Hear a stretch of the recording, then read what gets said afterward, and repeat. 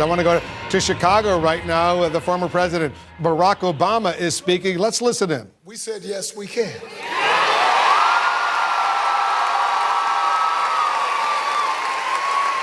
And that night we said, yes, we did.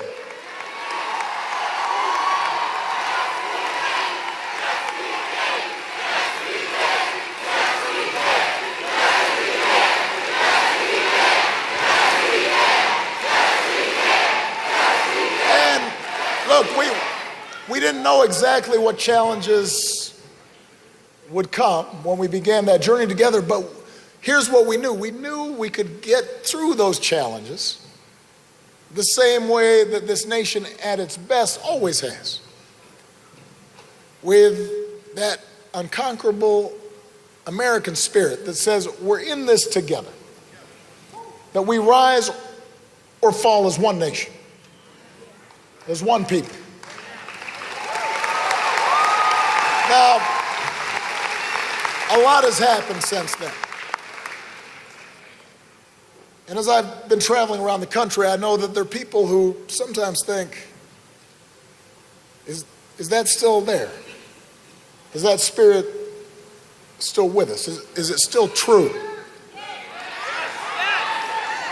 And I am here to report to you today that remains the abiding spirit of the American people. Yeah. Goodness and decency is still out there. Kindness is still out there. Generosity is still out there. Hope is still out there. We just have to stand up and speak for it.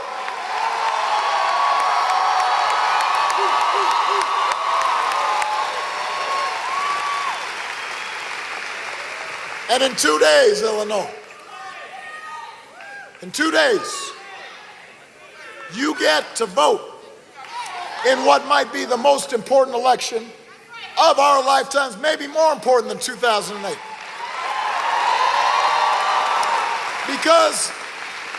Because America's at a crossroads right now.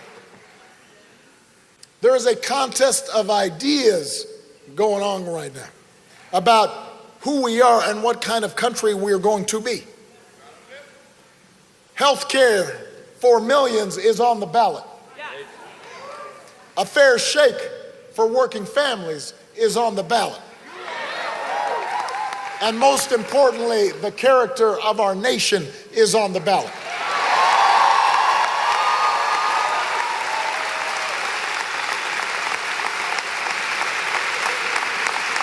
And we've been at crossroads like this before. Throughout our history, there's been a contest of ideas.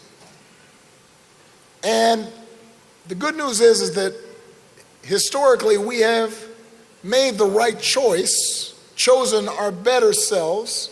Sometimes it's taken a little longer than it should have.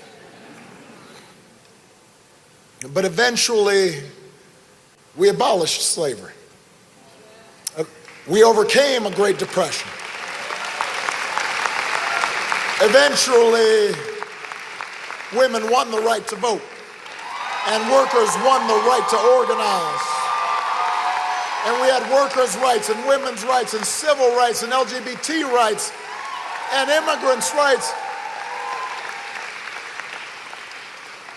But you know what? All that stuff, all those choices that broadened the scope of our Constitution to include all people, not just some.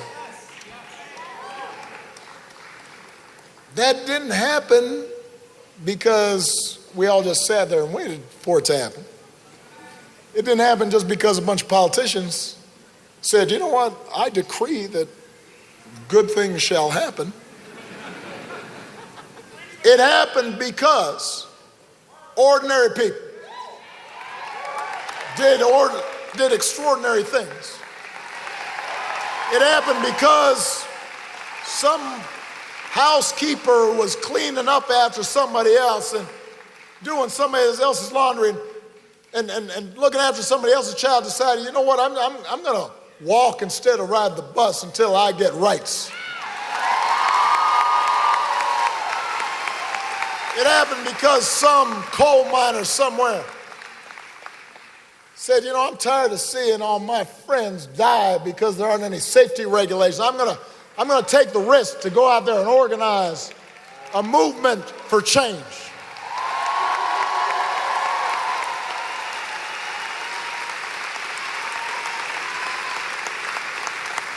It happened because some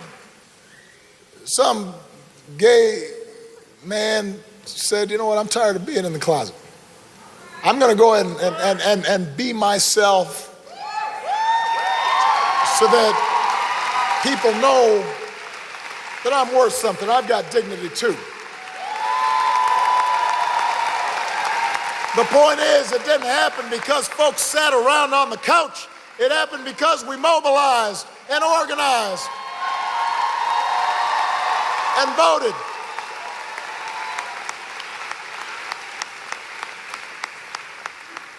And in the closing weeks of this election, of course, we have seen repeated attempts to divide us, not bring us together.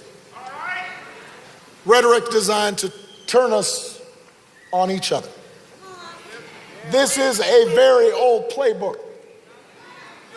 It's the playbook that's been running often in U.S. history and world history.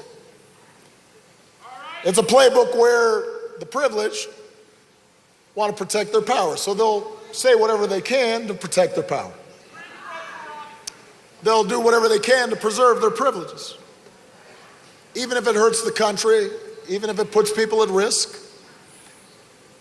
Except when you vote Illinois, you can reject that kind of politics. When you participate in the political process, you can be a check on bad behavior. When you vote Illinois, you can choose hope over fear.